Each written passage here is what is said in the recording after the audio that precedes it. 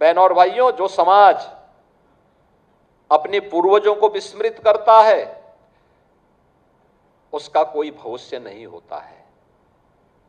दुर्भाग्य से भारत की परंपरा को, भारत के मूल्यों को, भारत के आदर्शों को विस्मृत करके, उसको भ्रम में डाल करके कुछ लोगों ने एक ठेका सा ले लिया है भारत के खिलाफ षड्यंत्र करने का।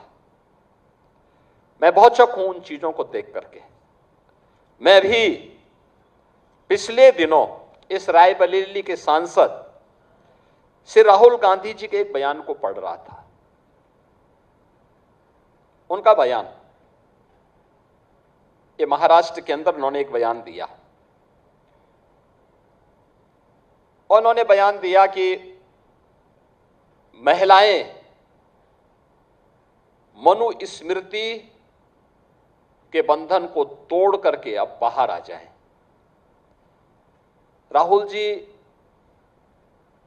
एक राहुल गांधी के रूप में आपसे देश बहुत अपेक्षा नहीं करता है,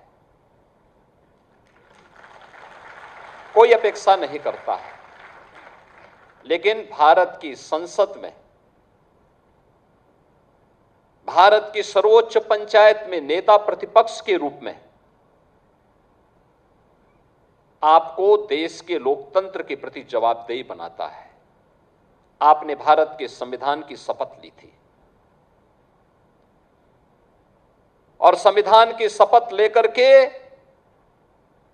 आप भारत की परंपरा को, भारत की विरासत को कोसना अपना जन्मसिद्ध अधिकार समझते हैं। आप यूपी के बाहर जाते हैं तो यूपी को लांछित और अपमानित करते हैं, भारत के बाहर जाते हैं तो भारत का अपमान करते हैं। भारत की सेना जब सीमाओं पर दुश्मनों के खिलाफ लड़ती है तो आप भारत की सेना के जवानों से प्रमाण मांगते हैं।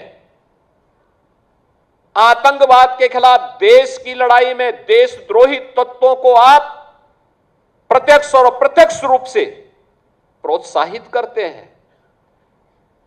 अयोध्या में प्रभु श्री राम के अस्तित्व पर आपकी पार्टी प्रश्न खड़ा करती है और लोकतंत्र के प्रति आपकी निष्ठा क्या है?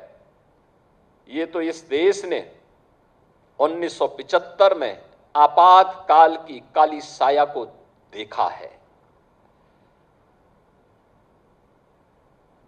आप मनु पर या राम पर या भारत की विरासत पर टिप्पणी करते हैं। मनु को जानना है तो आप अथर्ववेद पढ़िए, शतपथ ब्राह्मण पढ़िए, मत्स्य पुराण पढ़िए,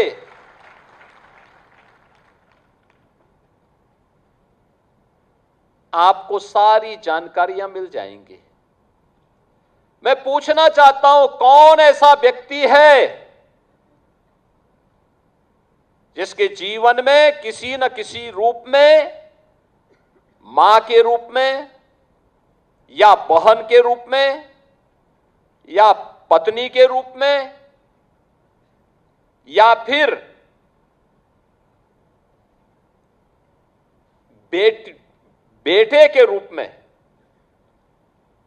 किसी महिला का संरक्षण उसे न प्राप्त होता हो?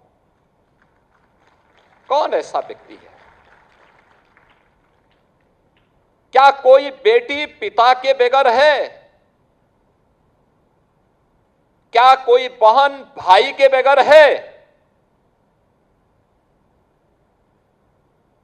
क्या कोई पत्नी पति के बगैर अपने अस्तित्व को मानती है? और क्या कोई मां बेटे के बगैर अपने अस्तित्व को पूर्ण मानती है? अगर मनुस्मृति ने ये बात कही है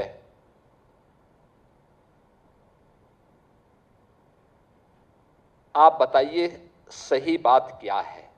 और आप भारत के बच्चों को, भारत के नौनिहालों को उस दिशा में क्यों ले जाना चाहते हैं जहां पर किसी माता को या किसी अन्य व्यक्ति को बाद में लज्जित होकर के माफी मांगनी पड़े।